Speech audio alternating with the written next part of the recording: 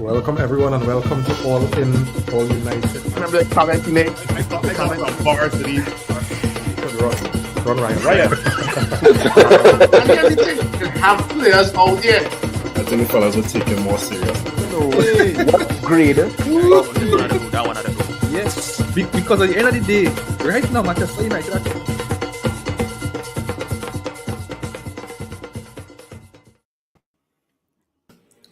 Welcome fellas.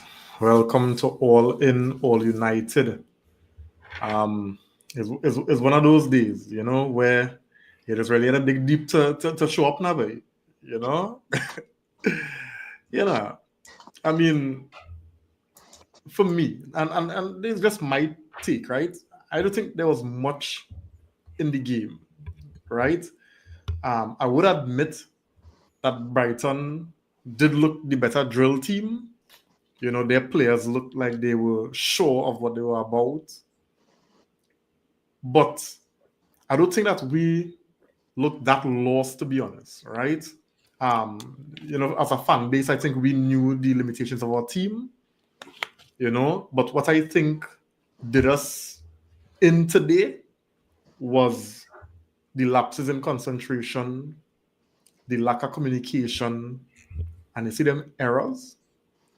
That is what cost us, I think. You know, Mazwari, Dallo, Maguire, Unana, although we cannot keep making these errors. Right? Brighton had one win in the last 9 games, and them fellas come to Old Trafford and score 3 goals easy. All I tell you, you know, supporting Man United is really not for the weekend, right? It's not for the week because I mean, one day you're up and you're on the top of the mountain, and then the other day you're down in the valley, wondering how you reach here so fast, you know. But again, we hear fellas, Nico, Phil, Simeon, what we saying, fellas? What we saying? Yeah, who have it? Phil? Yeah, well, yeah, on the form today, and even if you think about it from the even against Southampton as well, Southampton could have buried in the first half. That's the battle is really to avoid relegation, because boy oh boy, it's too easy to score against this team. By watch how hard you sort of fight to score a goal. And how much we sort of exhale when we score a goal, because it's so hard to score against other teams. And other teams just come in and just making it look so easy to score on we by. The relegation form, no, I tell you, for a team to not play anything and have a high possibility they could score not 1, not 2, but even 3. No, but it's sad. We're not a desperate place. But anyway, we'll go ahead. I mean, I think people, you know, you never get too high with this team. I think people, you know, we had some good results and we get happy, but we knew what this team was about. I think, you know, for some reason, because we named United, people feel that, you know, Brighton against, you know, Brighton, like, you know, at Old Trafford could be a game. But like you said, watching us play the last game, you knew we were struggling. You know, I think today, you know, we started off badly, but there was a period in the game where the fellas was playing good football. Wasn't great football, but solid football. You know, where they matched, you know, Brighton's intensity. You know, they were moving the ball well, and they had some a solid enough, you know, back line. It wasn't like we played worse games defensively where teams were just, you know, taking shots. It wasn't that bad. But the thing is, as we know, one mistake against a good team and you're behind.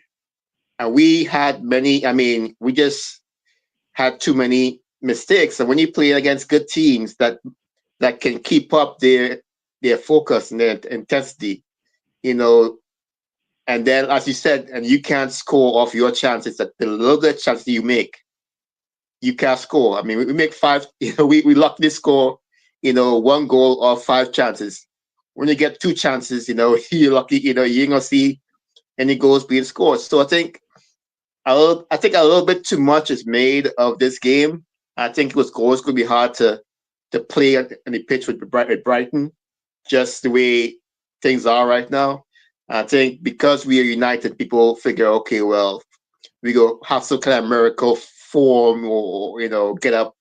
And then for us, the truth is, as Amarim says, it's one of the worst, United teams, we have here. I think, from these games from now on, for me, I just try to see a positive here and there because we all know what's supposed to happen to this team after, this summer or hopefully by January. I think acting, surprised or it make much sense. So you just gotta take whatever good thing you see from this team and move on because we ain't beaten anybody in any real competition. We just got to try and avoid relegation. I mean, that's where we're at right now. Phil? Boy, back to life, back to reality, boy. That's the best way to put it.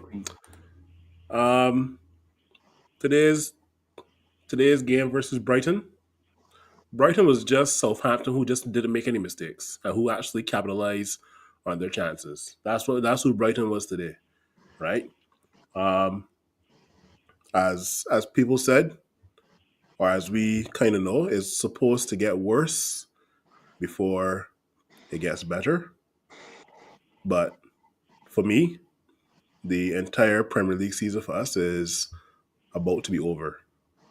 Maybe after a couple of matches, if we get two more L's, then it's over, right? I'm starting to question. Not starting to question, but I'm more. Well, yeah, those are the right words. I'm starting to question Kobe Manu a little bit. These last couple of games, he's been not the same Kobe Manu from last season. Let's put it that way. I know he did have an injury, but it's not the same Kobe Manu from last season, right? Brighton put on a defensively disciplined display today, if you want to put it that way, right? Onana, boy. You have. I don't think we've ever kept a clean sheet under Ruben Amorim, is it? I don't think so. Yeah, I think once. Once you had to find that clean sheet for me then. Yeah. Who we play? Yeah, I can't remember it, but we had one clean sheet. Check back the results. Nah, that's not for me to do. That's for you to do. Right? Well, I telling you we had one. Well, another stat for you to check. I don't think Lenny Euro has been part of a United team when he's been on the field. A United team when we have won when he has been on the field. Yeah. Yeah. Yeah, Onana definitely. You shouldn't be making those type of mistakes as a seasoned goalkeeper, right? You played in many competitions, not only for United, but for obviously on the international level for Inter Milan, for Ajax. Are you making those type of errors? My gosh. But I sent a message to a WhatsApp group where I told the guys, fellas, don't be surprised if we lose today after hearing that what's his face that just passed away, Dennis Law. Law. Because these current crop of players don't know United's history, right? They don't, right? They just show up to play as United players, and whatever happens pre-match, it is what it is, right? These fellas aren't going to play their heart out because Dennis Law being a legend at Manchester United. So I told some guys that don't be surprised if these fellas lose today because even though we are looking to celebrate the life of a United legend, man was like, nah, that got spur on the man, that got inspire them. We definitely gonna put some licks in Brighton today. We've been there. I said, Yeah, we lost when after Bobby Charlton passed away. We lost. it's almost like these guys want to be so blindly positive, right? And lo and behold, crickets in the WhatsApp group, and I said, okay, fair enough. But they can message me and tag me when Bruno Fernandes scored a penalty, and I asked them one question: how many shots for the match did we have after that Bruno Fernandes penalty? How many shots we had before that? Crickets. We only had one shot on target today, guys, and that was the Bruno Fernandes penalty. One shot on target. That's disgusting for our home crowd. Anyway, I can keep my negativity to myself, and you guys can talk, man. I think just to go back on Nico's point, yeah, there was one game where we were able to keep a clean sheet, and that was against Everton. We went 4-0. Or that's when Xerxes and Rashford scored the braces. Yeah. Okay, well, yeah. JP, what you saying, buddy? We're just getting initial thoughts, man. Yeah. I was out and my intention wasn't to join, right? And especially as we lose today. So I reached home and I bid and I started here earlier talk and I say I have so much to say, but I had to come in. I just had to get off your chest now, but I didn't get off my chest. I feel like I needed therapy now, but so I said I'm gonna come in, right? As much as I might go in a little later. Listen, I fed up at this team on it, if I'm being honest, because I think the signs that it would have been there against Southampton for what's happening. As much as I saw spells in the game today where we were actually playing decent football, as Phil just said, we had one shot on target today. So as much as we could look at everything else that happened on the field, I mean, I would say outright Xerxes to me was a standout performer in terms of what he did and what he tried to do in the game. But it still didn't lead to anything happening on top there. True. So it just feel like things not connecting with this team, players falling asleep, and I think once and for all we had to make the statement and admit that Andre Onana is just a good goalkeeper. He's not a great goalkeeper. He's not a world-class goalkeeper. He's a good goalkeeper. And the thing is, when you're making blunders like that, when your team one goal down, to further add pressure to make us go down by 2, you can't watch it and say, oh God, them things has happened. Because that's when you're fighting to try and come back in the game. We signed this man supposedly because of his distribution. What distribution? What he does do in a game that is the starter play or send somebody off in an attack, or he put a ball out and you say ball boy. When last you say ball boy when on a kick out a ball? What we signed this man for, yeah? What are you doing in this team? And I think that's where we have to start to look in this team. Stop trying to say, well, and I'm supposed to be this, and he is not that.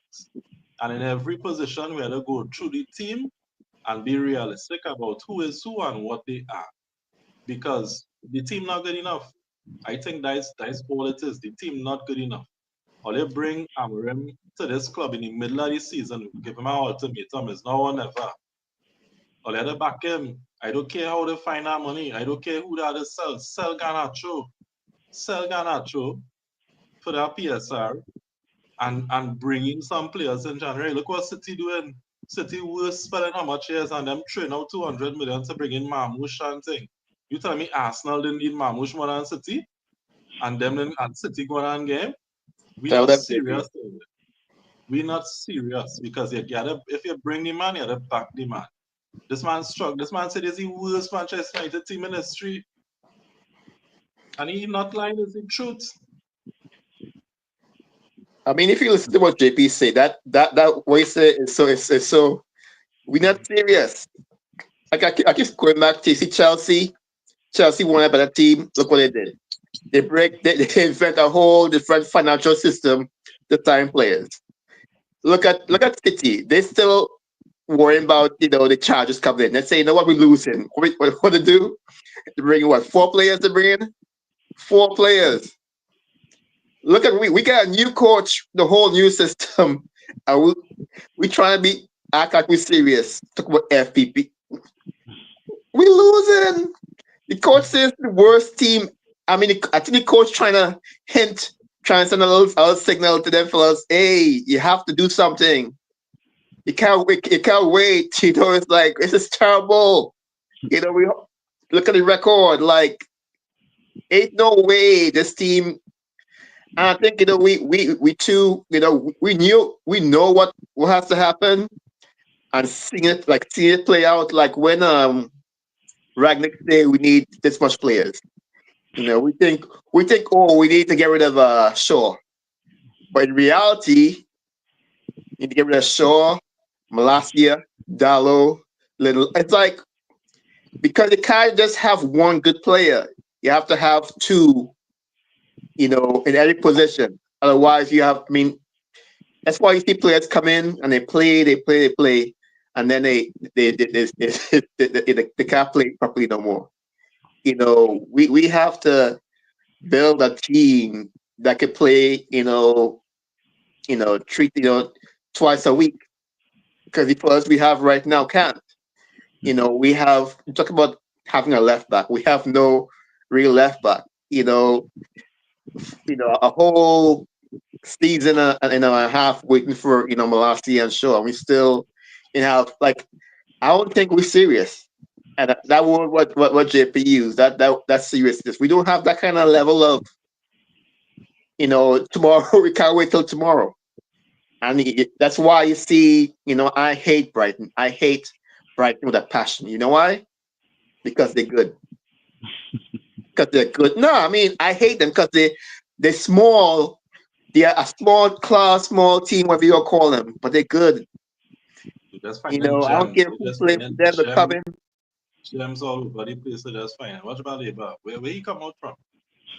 Them just finding gems all over the place, boy. How we can do that?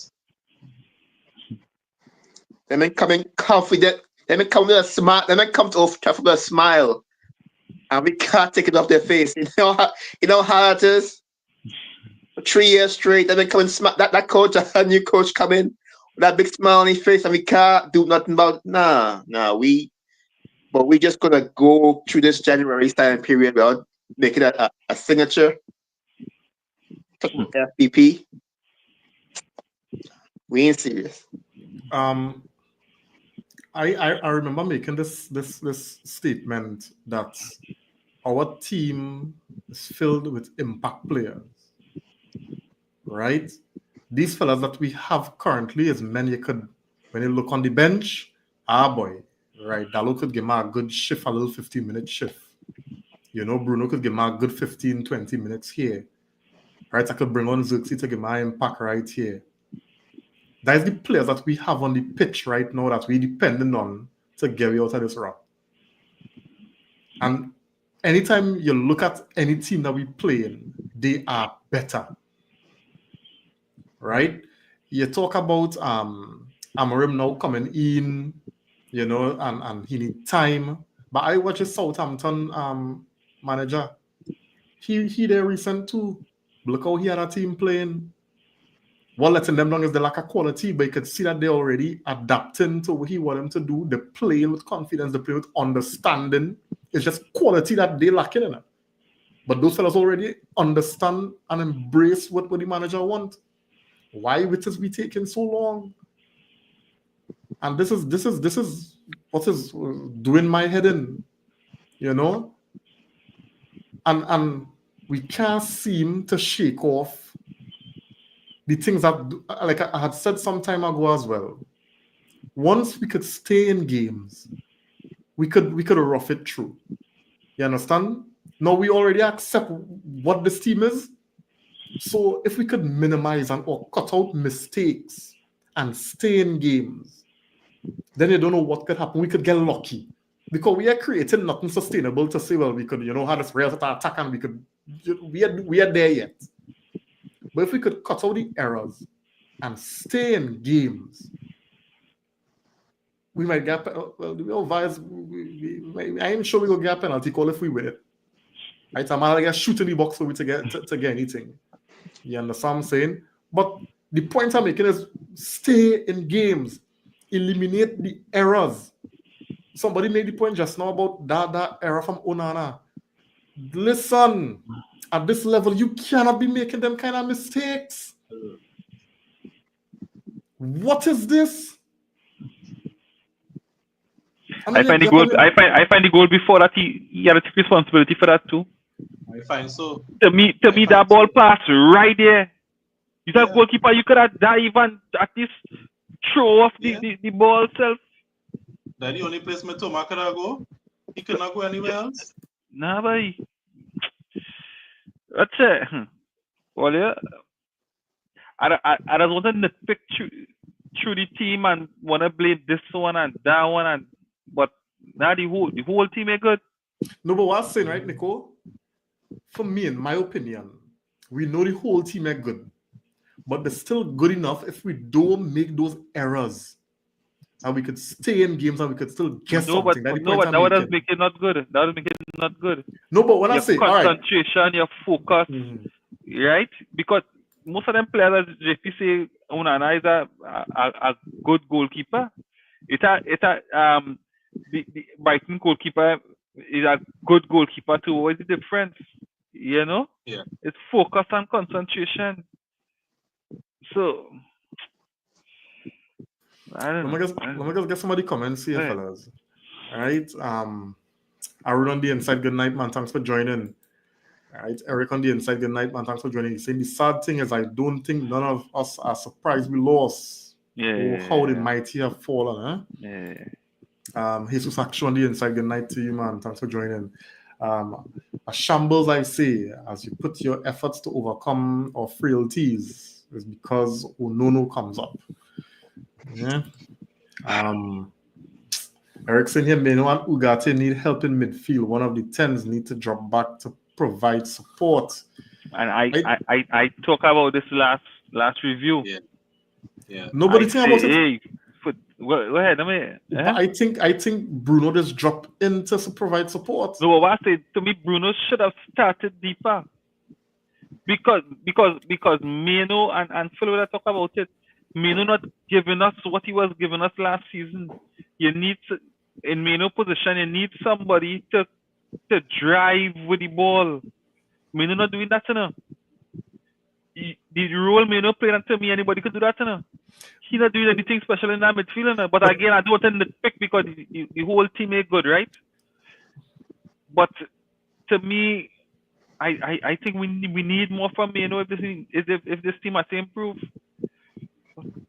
We just always say, right? It's your second season is what is be defining season, because the first season you come onto the scene, people now seeing you, people now learning your abilities. So you know you just show a different level. And I think, you know, a lot of people are aware of Meno now, right? And that is why Meno, the kind of freedom that Meno would have gotten last season, he not allowed that now because people understand the quality of player he is. So people just focus a lot, because I be honest with you, every time Meno get a ball, Meno get closed down real quickly. Yeah. 2 men, right? Yeah. And when you are the only or one of the few players on your team that have that kind of quality on the ball, I see today we try to press in the second half. And it's a 1-2-3 pass Brighton make and just get out of that so easy. Because they have the quality players. We don't have the quality players. I see Meno try to joke with Bruno, and then he get Dallo and Dallo do some bam thing. And these are the things that is make the whole look so poor when we have these simple issues in decision making, Nico. So yes, it's easy to look at Meno and say, well, because Phil tell me that Phil say he doesn't take off Meno after half time, and I'm saying I disagree, because I was seeing where certain things were breaking down. I find first half, in terms of what we were trying to do, we were trying to press high, you know, we were trying to remain a little compact. I find we look good after the little blunder with the first goal that we conceded. And Meno was there, Ugarte was there. To me, it's too basic. To me, you had to refine your game.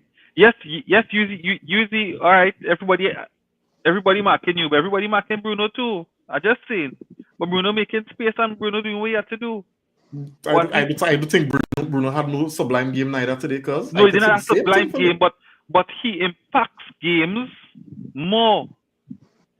Because everybody know Bruno is the danger man in Manchester United team. But Bruno still find ways to make things happen.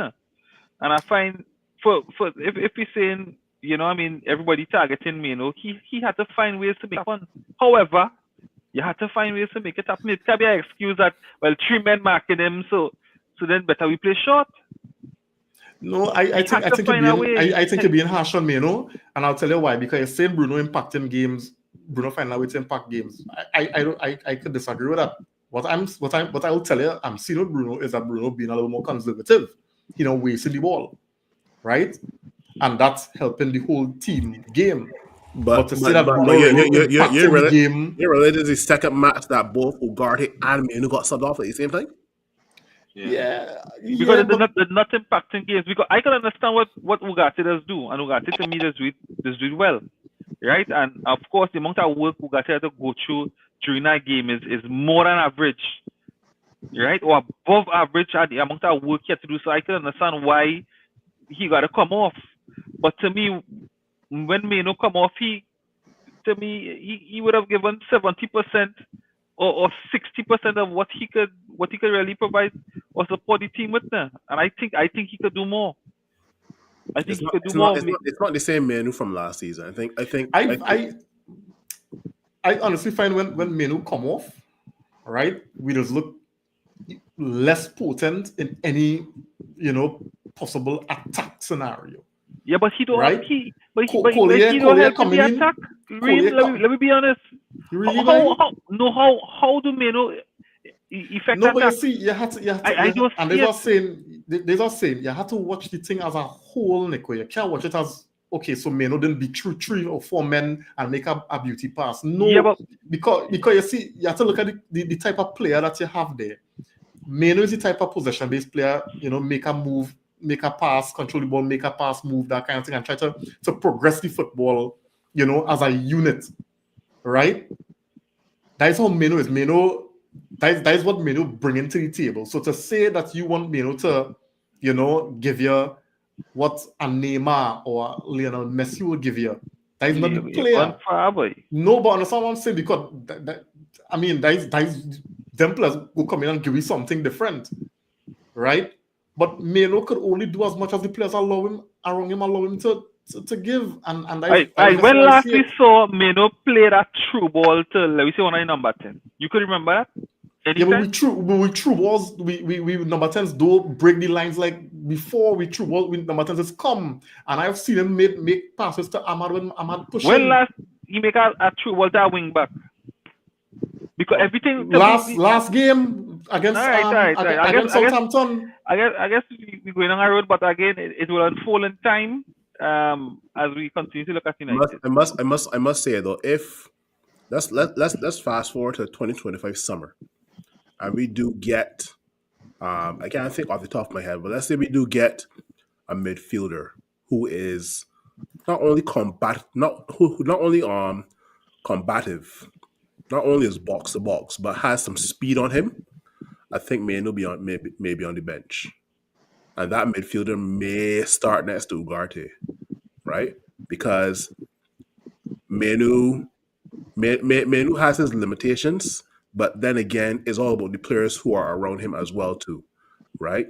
And by that I mean, if Meno is thinking a certain way, and another player is not thinking the exact same way as Meno has to think another way to adjust to that player, right? So if you in training, we just looking to split a defense all the time, and that striker that's in training is confident, but all of a sudden, like, the defender, who is like shutting on this player all the time, our striker is going to have so low confidence, and he's going to want to drop back for the football, right?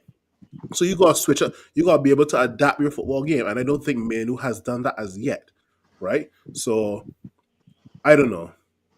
This just bear in mind this is the second match in a row where both Ugarte and Menu have had to be subbed off. Right? I mean, but if you watch like Manu coming off, like he's like tired. He's like you watch him coming off, he look real like tired. I think I've been critical of Manu most of this year. Since he came back. It's mostly been because of his defensive limits. I mean, even today you saw like he chased back and like you got to get caught out of the position. So Manu had to get back there. And Manu got back. For once, he actually got back, but he didn't engage. He didn't really make a tackle. He just kind of laid back. I think what's how the second goal? I forget if that was second goal was scored, but like Manu is not that. Say he might find new positions either further up the field or something, but um, we need better defensive, capability from Manu also in that position. Manu is not that guy. Perhaps if the team kept the ball better, if we had more possession, and this is what Tenag was trying to do. Tenag was trying to have a team that possessed the ball more. That way he could have more creative, players in midfield. But we still ain't doing that. I mean, we're better now, but we can't move the ball forward. We'll move up the pitch, and then we move backwards. 1 second we threaten, next second we back, and we ain't there yet. But as far as Menu is concerned, I mean, the talent is there. It's just we can't use him how he's supposed to be used. It's too easy for teams to mark him out a game. It's way too easy, and that might be because he's not the kind of help he needs. I mean, when Dallo and when Masrari play wing backs, ever since Amarin came in, I've heard that those guys are supposed to be the engine of this team, the attacking threat. I haven't really seen Masrari do anything on the right side, especially if I'm not there. Dallo always getting in the perfect position and doing poo. He be getting balls with all kind of space for games now. I thought Dallo rest to get the last game with Howard looking better, but no. Like we need better players around our good players. That's the bottom line. We just need better players. Until we do that, we just could be shit. Yeah, and I think that's the point there, Simeon, with especially with Menu. If we're trying to be a possession-based team, and he is one of the few players that looks comfortable on the ball when they give it to him, and he passes it off to somebody, and then they do trash with it because they're not comfortable on the ball and they make a hurried decision or they make the wrong decision, then just part of a team that not looking good. And players around him who making him look worse because if you're not making the right run, you can't find a magical pass to get to you if you're not making the right run to be in the right position. If when get the ball, nobody's showing fit, who you pass it to? So I think that is the problem with the team is that we do have the players who could play proper possession based football. They don't know how to hold on to the ball. They always looking uncomfortable in situations where we're trying to just possess the football because all they know for the past how much years is transition. That's all they know. They just know hit a ball over the top. That's all we playing for. Hit a ball over the top. So the team itself do have the players that suited to play around Kobe Menu, and I think that's why Amarim see the value in him because he's a young player for one, and he will suit the style of the football that he actually want to have the team play. But he do have the other players around him now to suit that, and that is the problem, and that is why I started by saying we had a back Amarim. If we need two wing backs, we need to go and get two wing backs. If we need a striker, we need to get two wing backs and a striker. We had to do something earlier. We have to do something because at this rate, this relegation, because it happened again. So far on the Amorim, the only teams we beat in the Premier League, Everton and Southampton. Southampton. And look at the position of those teams. Everton might Everybody pass else. serious now, eh? Everton might pass serious now, eh? Yo, but Yeah. I just to go back Exactly. to a point Ree made, right? That had me a bit frustrated both in the Southampton game and in today's game, right? Opposition players are playing the ball out from the back. Comfortable. I'm looking so easy doing it. And all I'm asking the question is how force them to play the ball long. And for some reason, you're thinking they can play the ball long, and there's always 2 or 3 opposition players that player who's on the current ball can pass to. But why do when we have the ball, it must be a ball lumped up to Xerxes or Hoyland and hope for the best, right? They had about 3 or 4 times in the Southampton game, and also in today's game where you're on the players on the opposition players have the ball in the defense on the wings, and you're telling yourself, boy, let's just pressure them, and they hit the ball long. And lo and behold, within 10, 15 seconds, these guys running with the ball in our midfield, and I'm like, what the hell is going on here? If it's us now, do they get the ball? Long ball. Mazrari, don't get me wrong. There are times where Mazrari and Ahmad have communicated really well. But like, it shouldn't be at the point, we should be at a level where we're accustomed to seeing that, right? When I see us build the ball out from the back and we get it into midfield and we're like actually running at the opposition, I'm so surprised. But why can teams that are lower than us, who have managers that you can't even find on Wikipedia, why are these teams able to do that and not us? You gotta ask yourself that question, right? At the end of the day, 2025 summer is going to play a big part in transforming Manchester United. I think Amarin said it's going to take us about 6 windows to get it right. Yeah, about 3 years. Well, here's the thing. I hope that 6 windows is actually 2 windows per season, right?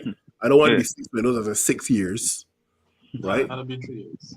It had to be 3 years, Jay, because you can imagine 6 years from now we here on the panel and we just talking the same shit that we talking to 20 Yeah, who have balling agree? Right?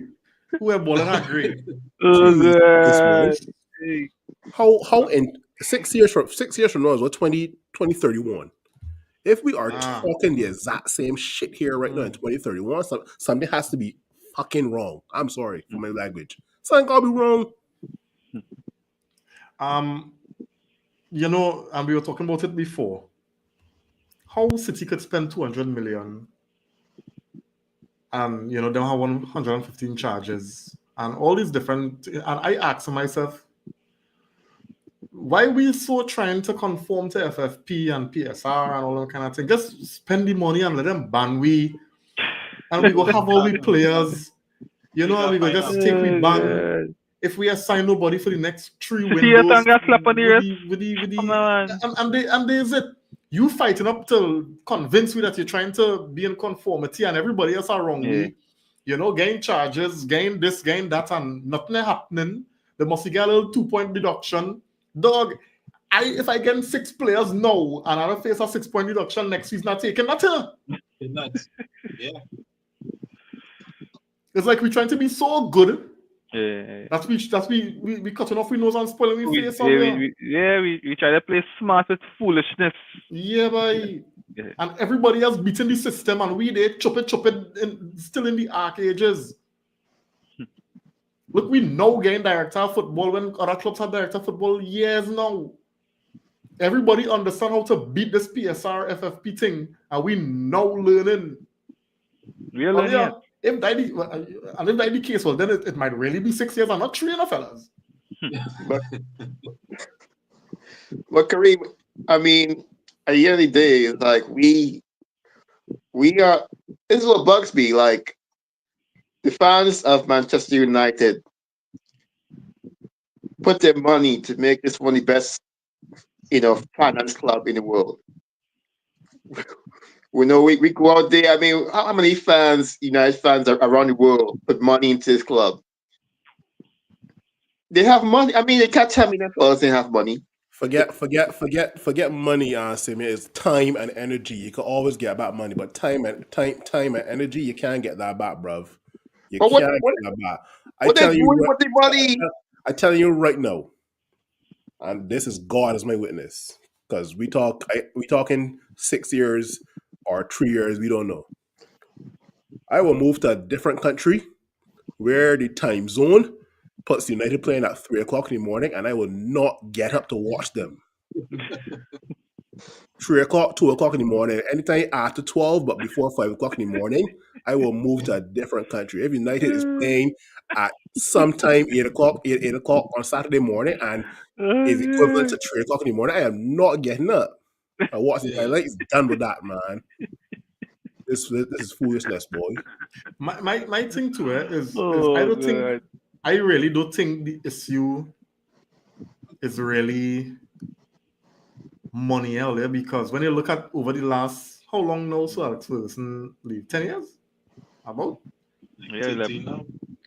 We spend, how much money we spend? We spend about $1 billion. Yeah, What's $1 billion? Yeah, we spent about 750 million if you like add it up over the last since Ten High came in, is like what, 750 mil? Right. So close to $1 billion we spend in transfers. We are checking net, right? We're checking actual spend. Yeah. So for me, the issue had to be how we're recruiting, and that is where I think what Phil was saying, the effort, the know-hows. That is where that had to come in. We had to be better, right? Let's talk about Baleba. Who the hell was that before Brighton? That's the kind of players I want to start to see we signing. Exactly. It's But not we ain't no none of Brighton players, buddy. None of Brighton. Look, since Graham Potter, you cannot tell me what players when Graham Potter, when he was at Brighton, signing players, you could not tell me who they were before they were at Brighton. Yeah. But since Graham Potter and exactly. Nobody didn't know about these players, but since Graham Potter up to now. You know what Brighton is saying? Brighton is saying, look, we can bring these players, transform them into somebody great. We know we're not the best. You can take our players, just give us 50 mil and above, and we can do the same. You mean 100 million? 50 mil and above. We can just do the same thing over and over and over again. That's what they're doing. They are similar to like maybe the Dortmund of like Europe. Yeah, something like that. Yes. Yeah. Let me just get some. Simeon, you want to pick up? Go ahead. Yeah, I mean, I had some time on my hands like a few months ago. I downloaded one of those games, on your phone, where you build empires and stuff. You build a little, you buy a little steel mill, and you build this and that. Strategy games. Yeah, this waste of time games. One thing you realize on those games is not just, you can't just buy weapons. Like for a team like Manchester United, you just can't buy players. You have to invest in recruiting. You have to invest in, the stands, the training facilities, the doctors. You just can't buy players every few years and think the team is going to do well, and that's going to keep it going. And that's where we break down. Like I didn't realize till after the game with a mouse running, a mouse on the field, no traffic. Yeah. That don't just happen, Kareem. There have to be a level of mismanagement in that whole building that for that to be going on. For a big team like that just creates mismanagement. So whoever, the Glazers, whatever they do, they let they didn't put the money and the effort in the right things. And you're seeing that come home to roost these last few years. Yeah. Not chill. Not chill like the way it is, eh? Yeah. Eric saying here, by the way, Christmas over, Simeon. Yeah. Jody on the inside, good night, man. Thanks for joining, man. Blessed night to you. All right. Dwayne on the inside, thanks for joining. It's been a while, for real. He said, I've taken a long rest from United for my mental health. Going right back to it again.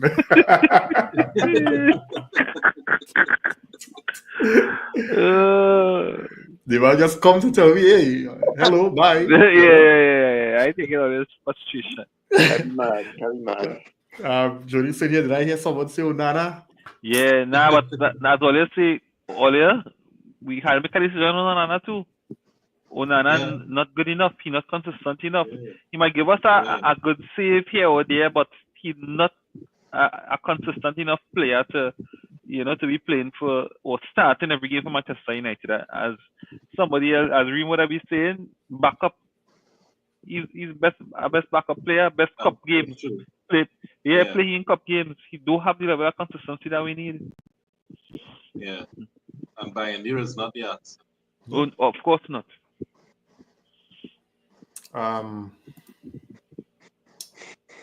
You're right again, Nico.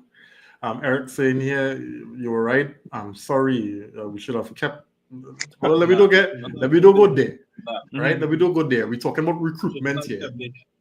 Yeah, we're talking about recruitment. So let me blame the lack of proper recruiting as opposed to saying we want to go back to the here because all your aspects of the here game that clear of Onana.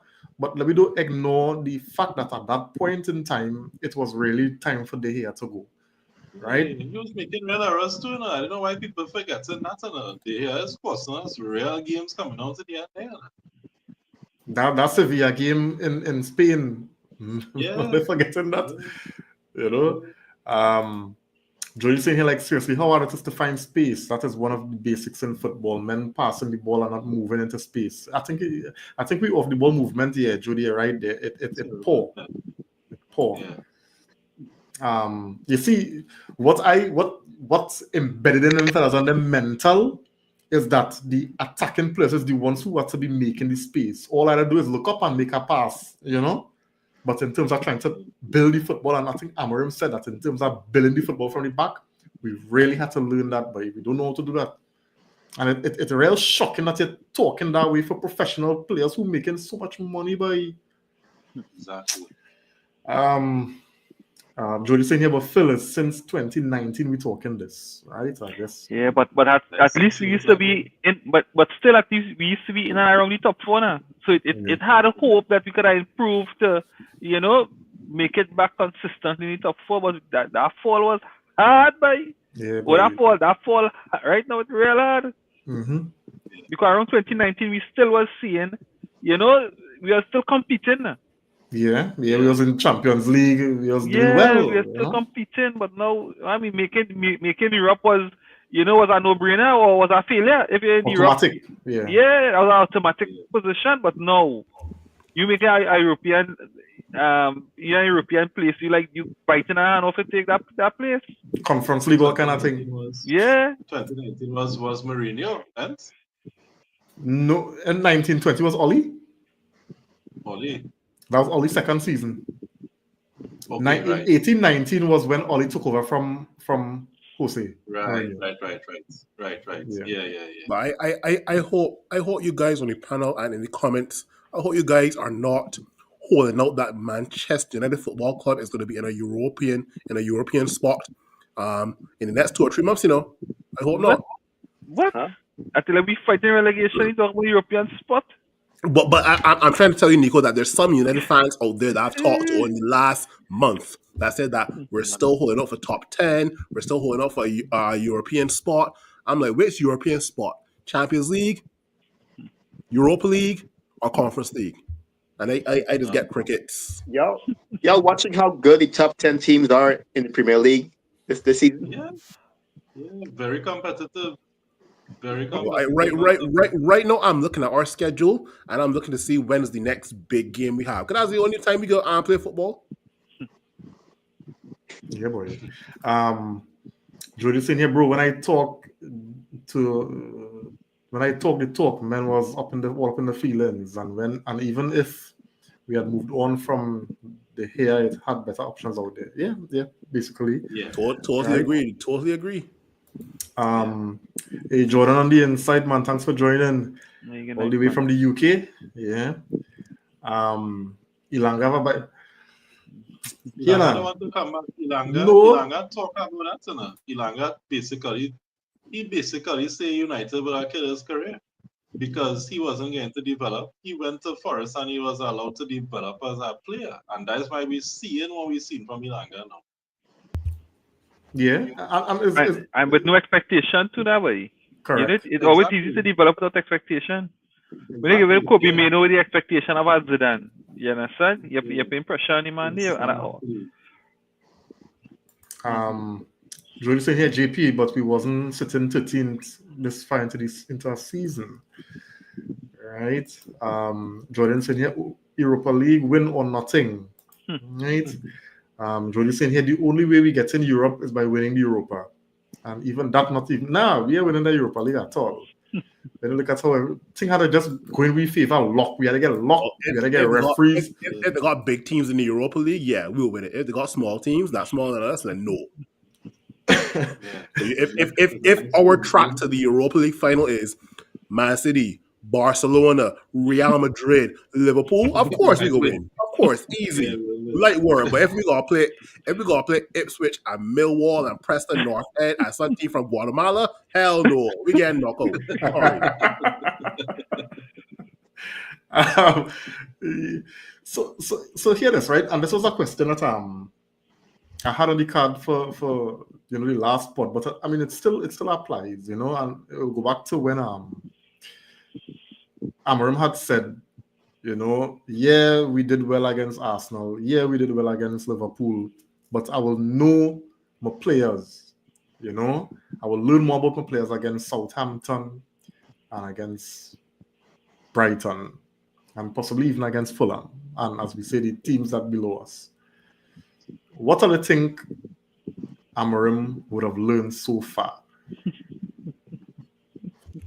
This is not sport. This is not sport in Lisbon anymore.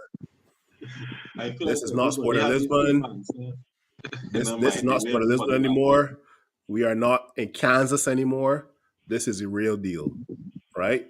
Some of these players are going to suit his system.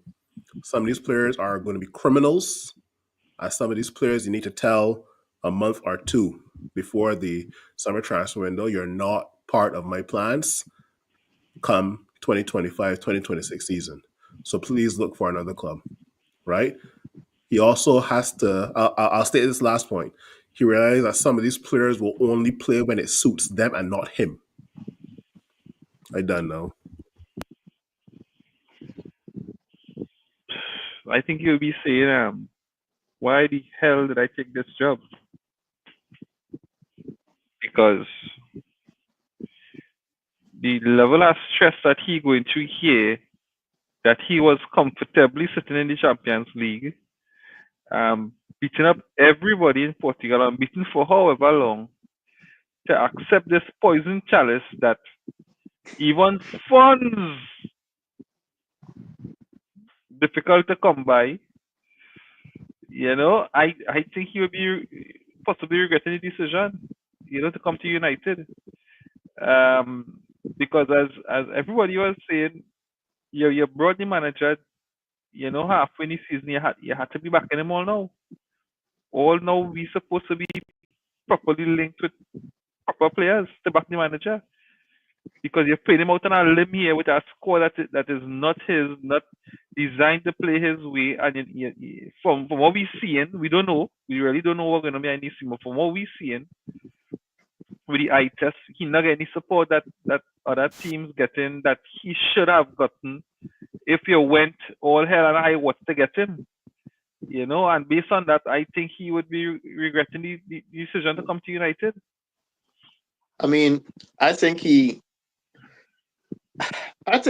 in I won't say a good position, but as good as it can be for this team. I mean, when you check it as far as, yeah, he needs help, but it's like, what are they going to do? They're going to fire Amorim now. And if they do, Sporting will take him back tomorrow. I think his main issue right now is showing everybody, including, the owners, that this team needs, change. This team needs investment. This team is terrible. This team is bad. And I think, I don't know how many words you can use to say it. His issue he has right now is the media. He trying to say one thing, and they trying to say, what about Rashford? I think like you also talk about Rashford. You know, he remove. Talk about going back. Another thing is going back to changing the system. It's like that system that didn't work with these players. I don't coach that system. Why you want me to coach that system that I really don't coach? I mean, it's like I feel like he's in a position right now where you know he has most of the cards in his hand. He knows all he has to do really is have a little bit of improvement and don't get relegated. I mean, and the way might sound pretty simple, but the way he's playing right now is not sure. But I think most of the control as far as situation is in his hands. You know, give me money, give me players, I could do something. Until then, hush him out because this team is shit. So I mean, yeah, it's uncomfortable. It's not nice. I'm sure he hates watching his team get, embarrassed. Play like crap every once every 2 games. But I think he knows what he's doing. And that's why I don't freak out a lot. But I think it's just going to take investment that he needs. So. Yeah, JP. I think by now Amarim have a list of all the players that he need to get out of his club. A list of the players who not good enough to even make the bench at his club.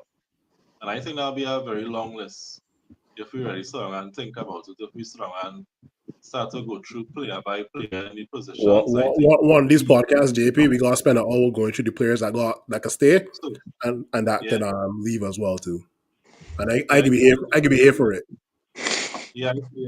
That's a good one. I think we should do that because I think the list is a long one.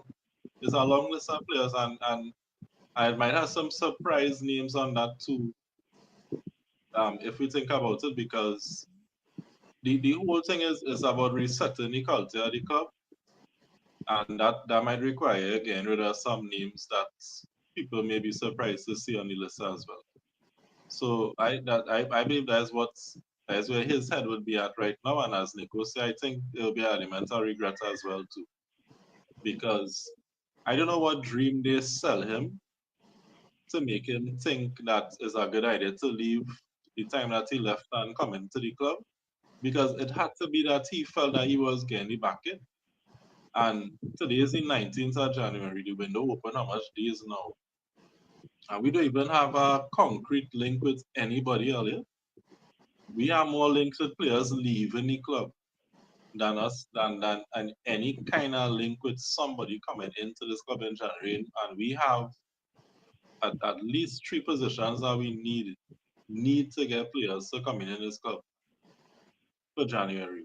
So I really don't know. I don't know what our meeting was that convinced him to leave, especially knowing that soon Real might have an opening in their job and it had talks of Pep leaving City, and he's a manager would have been high demand and could have had the spoiler clubs to pick from when the time came around.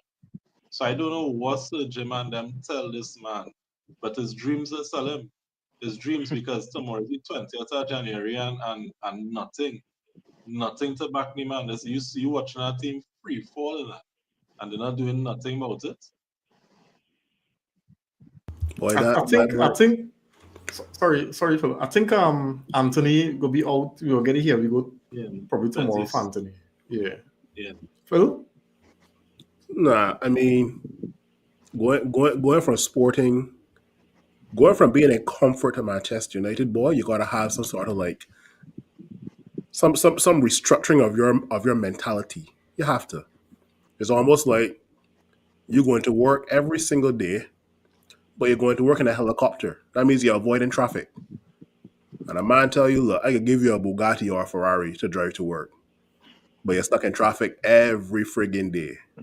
Every day you're stuck in traffic. That time 2 years ago, helicopter, and you avoiding, they ain't got nobody in the sky. But as soon as you driving work now, traffic. You get to work late. You're coming home late. You're stressed. The traffic are stressed. To JP's point, though, I like your analogy. if we don't sign anybody in January transfer window, just put the podcast on repeat for the next 3 months. Whatever was recorded tonight and last week and the weeks before, put it on repeat and we can all react to it. Put it on repeat. That's what you gotta do. Yeah. No, and the thing is, You're right. if I am Amarim and that happened, I be honest, I looking to see who want me in it. Because then these fellas not serious about backing me. So I telling you. if I wouldn't blame him for that. I wouldn't blame Amarim from walking away from this situation if he not getting any backing in it. Exactly. Dropping his stuff. I be honest. I think the Manchester United is a prestigious club, right? And I think it's only when you reach in you realize how bad it is. You Still realize right? that and I'm talking about because I mean, you think about it. The prospect of bringing Man United back to its glory days, that club with so much history, and then the board telling you, well, listen, we're giving you, this level of autonomy over the team, and then from outside you're looking at the players and saying, well, wait now, these are good players. Not understanding that when you get in there and actually start to work with them, you're talking about has-beens, you're talking about hard heads, you're talking about egos. You know what I'm saying? So I think it's only when you actually get in there you just realize the mountain and work that you had to move. You understand? To even start to do what you want to do. Right? Especially, and then on top of that, you have to do with the media and expectations, and they can't lose 2 games straight, that them kind of thing. And I mean, but just to even follow up on what I think, Amarim would have learned from his players, and I think he said we are the worst team. Yeah. Like we learn and we acknowledge that and we have to change it. He also went on to say, I knew it was going to be hard. But to put a completely new idea in the moment, it's becoming really hard. So and this is what the man saying. We are going to suffer because I'll continue to do, the same. He's not gonna change his idea. Gonna change what he came in to do. But the man saying it there. He said he knew it was gonna be hard, but it's becoming really, really hard now. Right? Because these fellas not good mentally. The ability to receive and put out instructions. I can't believe I listened to Amram talking about players nervous to make passes. Yeah. What? Well, eventually that could weigh him down as well. All you notice, right? As well, because he'll be trying so hard and it's not working. All you notice, right? The side of Amram here, all you realize that some grace showing up, right? All you notice it? Yes. That man quads got to be strong because the way that man always stooping down every single match again, that man quads strong. Nah, he's in his gym. He's in his gym, so he know what he's doing. Let's get some comments here. Dwayne saying here, just a quick question. Had we held on to Ten Hag, do you think we would have been in the same situation? Yeah. Probably. I think we would have been worse. Worse? I think we'd have been worse. I don't Come know. on, Nico. I'll defend to this one. Nah. Because what's we looking? Well, I know a new system and all that, but this team looking like real rubbish, boy. But what's saying, Nico? 2 years on that Ten Hag, and I wasn't seeing progress. And you telling me it was gonna be better? Nah, we'd have been in a better position, boy. Than I don't think so. You think so, Nico? Yeah, no, exactly. I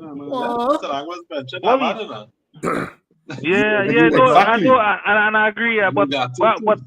But what's that? I just talk about in terms of results and how easy we get licks beaten. But after you have a little more resistance. It was hard to beat me on that Ten Hag. We was getting licks really easy before. All right, so Nico, replace Ahmad with Anthony. So you see Anthony scoring late winners versus Man City, and also Liverpool. Nah, boy. No, Arsenal. it's true. But on top of that, on top of that, We real bad, boy. no, but on top of that, you imagine What's with Ten that? Hag Day, With Ten Hag win the bottom three. battle, Would have been bottom three. Picture this, Nico. With Ten Hag Day, Garnacho head Nah, swell boy. up thinking he's the new president of the UK. Yeah. Right? I agree. But anything was unnecessary in the bottom three now, yeah. I tell you, No, Ten Hag in this January transfer window, he would have probably put in a bid for Scott McTominay again at Napoli. But Nico, what I mean, Hey, boy. it's I kind of just like thinking about it. I like bottom three. What's that? The front three would be Hoyland, Rashford, and Garnacho. You know? Yeah. You watch that. See me what you got to say? no. I mean, it's kind of like you have infection. Like Ten Hag, this team had infection, and Ten Hag ain't do nothing for it. And like somebody had a car, like I feel like Amran come in and dig in and try and get out that infection for this club. And right now we suffering for it. Like that operation we get from Amarim, we take players out and put them to the side. He take Ericsson because he's too slow and put them to the side. Take Casemiro out, say you're too slow, put you on the outside. I have to deal with that kind of mentality. I feel like we have to take. We have to go back before we go forward, and that's what I feel happened with this team. It's like, yeah, Ten Hag probably would have, get some more points in the beginning, but the infection was still going to eat this club out, and rot this club, to the core. You can't have Rashford doing what he wants and still playing.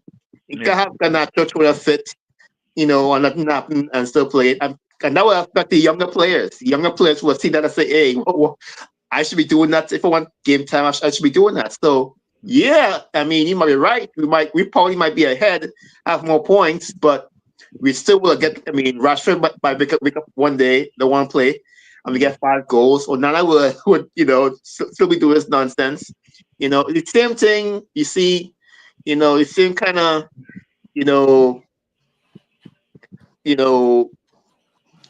nonsense that happened, but you see more repercussions now. Amram ain't hiding nobody. He ain't putting himself in front of no balls playing flaws. He say, hey, them balls playing shit. Give me some more players, let me move on. So you're right. And the infection is like you do that graph too. You understand? So you gotta take it from your bottom peg now. You understand? You gotta take the graph from. So now wherever one had the infection, you gotta heal it, and you gotta heal it bottom too. You understand? On top of that, Nico. So, it's real pain. It's real pain. What is called the thing that you take so that you don't feel pain when you do no surgery again? What is called that again? Anesthetic? Anesthetic, yeah. It's no anesthetic. It's our next one. Yeah, with our next one, we'll inject your spine so you don't feel pain either.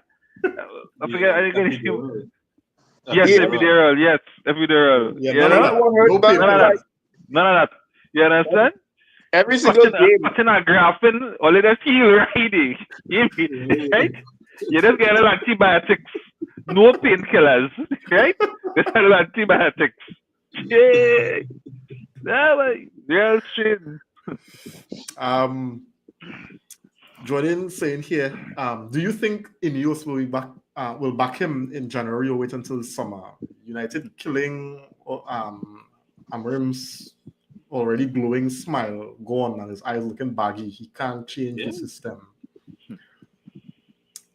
I think if we could get Anthony out, Rashford out, and I've been honest with you, if Napoli come with 60, Garnacho gone, I think if we get that, I think they're going to go back him, but because they're trying to play smart with stupidness. I think if they continue to do that, it could just be that kind of basic level of operation,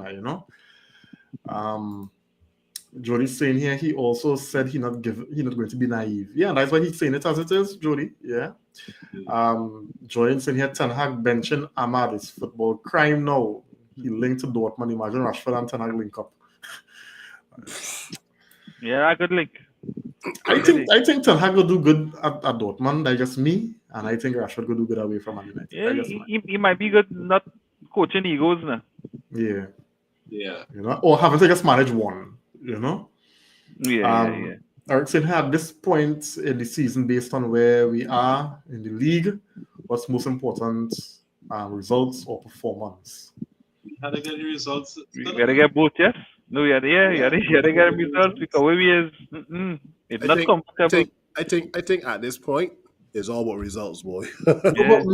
But I will always stand on this. Once you get the performance right, the results will come. Right? Yeah. So yes, while we had to find a way to win, I think we have been after results for far too long, and that is why we're still after results.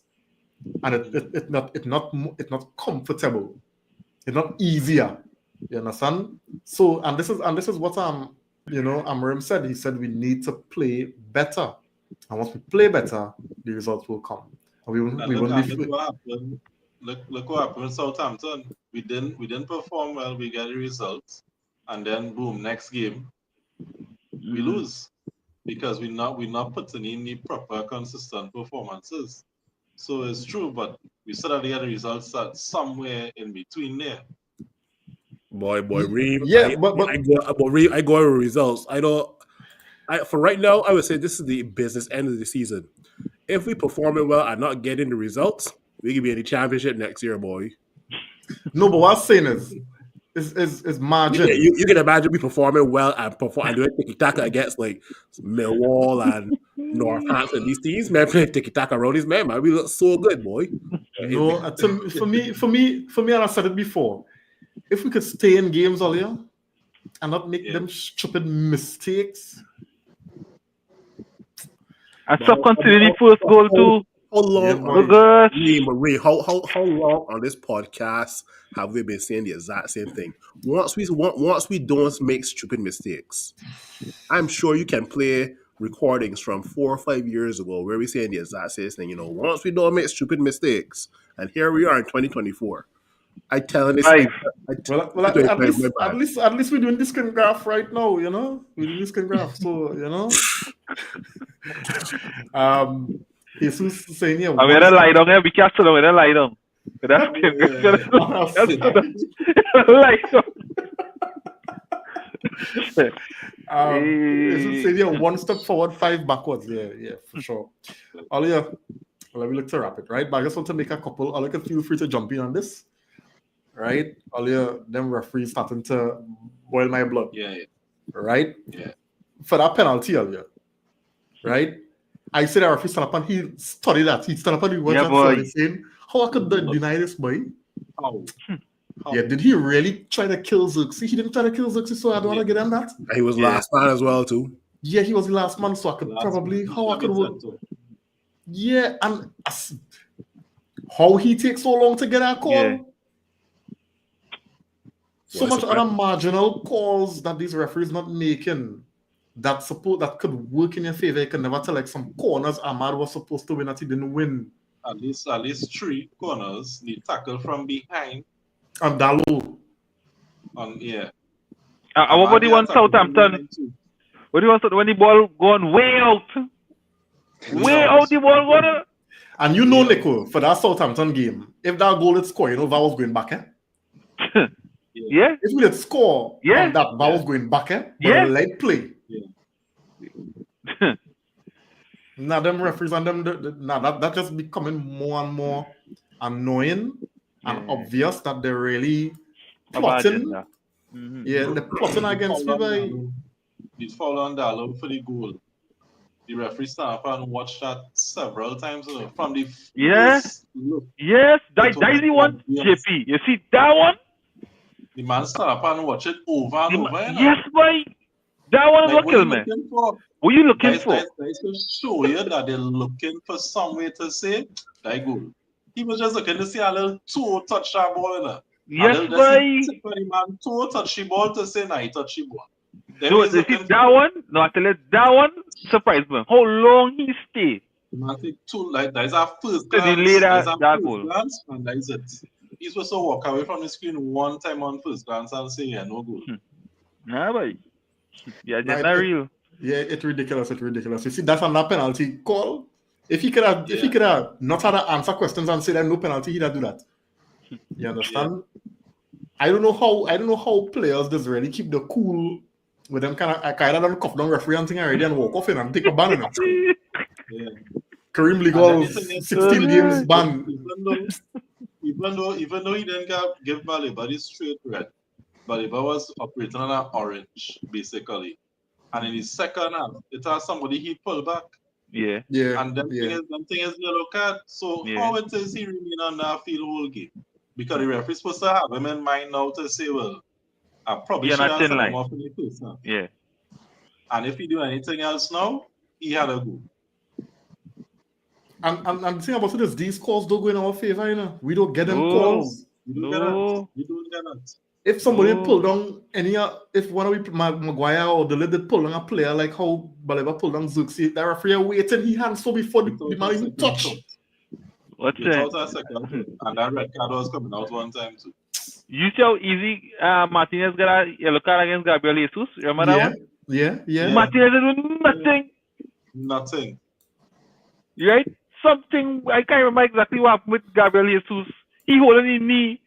Right? Martinez touching man. No way did the man get a yellow card. Yeah. I don't know if that fellas just go back and watch it and be like, well done. Yeah, well done. Yeah. The next thing I want to end on a positive, right? I was concerned about Xerxes, but I think Xerxes was exceptional today. Probably the I don't know if it's because we don't expect nothing much from him that he come in and he was actually better than we thought. But for me, one of the positives, at least for the first 45 minutes, was Joshua Xerxes today. He gave me everything, and I mean everything that Hoyland was starving us of. He's not the quickest player, but I mean on the ball, the man show real confidence, the man show ability, the man hold up link play, he make runs, he make proper passes. Xerxes was I mean, I don't want to go on the extreme, but he was very, very good in doing what I thought he was asked to do today. Any thoughts on any comments on Xerxes? I totally agree with that because I think he do what we want a man on top there to do. And he do everything Hoyland not doing. He was good with the ball at his feet. He was challenging in the air. He was bringing others into play. He was making himself available in the box. I think he just do everything that we wanted him to do. And he started to get tired because he was leading the press as well. In the first half when we were actually pressing well, he was the one who was initiating the press. And then when the little time that Hoyland came on, a good ball he gave and the ball hit his back, and I thinking, watch his jackass.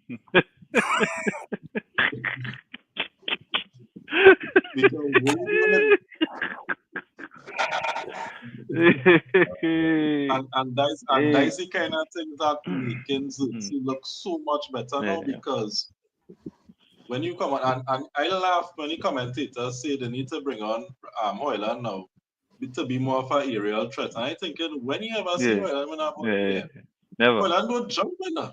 I don't know if I don't realize that. Hoyland don't jump with defenders in that. No. So what aerial threat are you doing now? So yeah, kudos to Xerxes today, and I hope it continues. Yeah, you see, so because Wood from Forest, right? Yeah. As a striker, all they had to do is just do your job, now. And when the chances come, just take your chance. You know what I mean? Don't overcomplicate the football now. Which Holland should overcomplicate the football. Control the ball, play it off and move. Look into space, make a run off and look for the. And I watched Wood today because they was playing today as well, and simple. And the man got goal and assist. Just playing simple football. Yeah. I guess that was Xerxes definitely did today, and more. And he looked solid. Yeah, that's what I feel like that's what Xerxes I keep saying, like, when you look at the reels, the highlight reels of Xerxes, we tape on Xerxes before. That's what Xerxes does. This is what you should expect from Xerxes every single game. And I mean, yeah, he has the skill, but more importantly, this league, he has the body for it. He could shield the ball, and keep the ball away from defenders, and that's what we need right now to maintain, attacks. We lack the ability to move the ball up the pitch. We always get the ball and we have to go backwards. But he could get the ball and sometimes turn and pass it. Like, he has that ability. It's not like Rasmus, who you feel like when he get the ball, it's a wrestling match. Xerxes get the ball and you know what to do it right away. Xerxes is a footballer. I hate to say it about Rasmus, but Rasmus gotta think before he pass the ball. Rasmus gotta get the ball, Exactly. look at the ball, look at the man, and then pass. Exactly. Xerxes, see pass and plays it, and it's accurate most of the time. I think the little bit of confidence he has now, the skill he has, he's dribbling more, he's getting more successful in his dribbles. That confidence coming in, but as a base, he has that skill, that ability to do that. But like, he's still immature. I mean, he's still not mature enough yet. He still lacks that killer instinct, that killer drive. And that's why I keep saying, like, if not the summertime, by next January window, one of these players, Xerxes or Rasmus, is going to kind of go on loan or something, because we can't carry two young, not ready strikers into a season. We must get a striker, if not now, next summer. And one of these guys will end up going on loan. And right now it's looking like Rasmus. But Xerxes, at least we have somebody that could hold the ball up and bring people into the attack now. Yeah.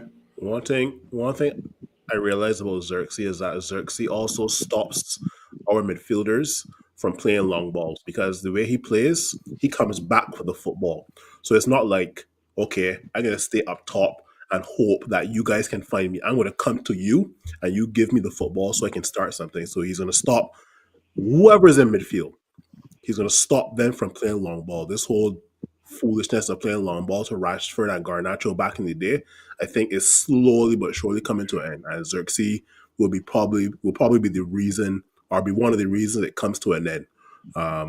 So yeah, kudos to Xerxes, and you can tell the difference between him and Hoyland. It's almost like when Xerxes wants the football, he wants to play football. When Hoyland receives the football, it's almost like he hear a soca song play or some shit like that, man. So Suka, that's a nice suka. They say, we're going to do suka right now. fair enough.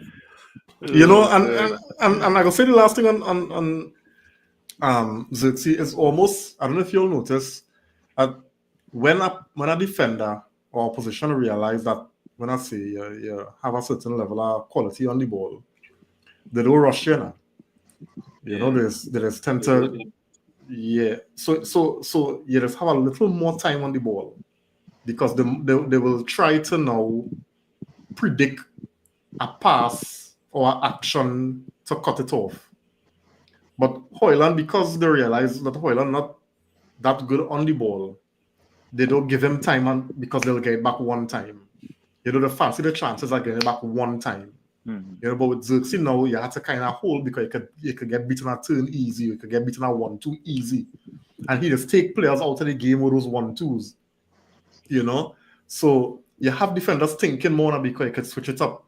And these are things that Hoyland had to improve if he ever had to be here. Because I mean, as Simeon say, if tomorrow we had to decide which one we loan in, he gone in. Rasmus gone in. And I will bring Xerxes off the bench. Anyway, carry on the inside. Thanks for not joining. Or no thanks for joining. All right? He's saying worst Man United side ever. I think this is where Chelsea was our 2 seasons out, right? The worst Chelsea team ever, but it's just all the manager than anybody to say it. Right? But thanks for your comments anyway. Yeah, so fellas, I think we at the end here. We will be here again on Tuesday to look back at the Rangers in the Europa League. There's a home or away game. Home. Okay. So that you know that game ending 2-2. I meant nervous. Nervous to pass. Nervous to receive a pass.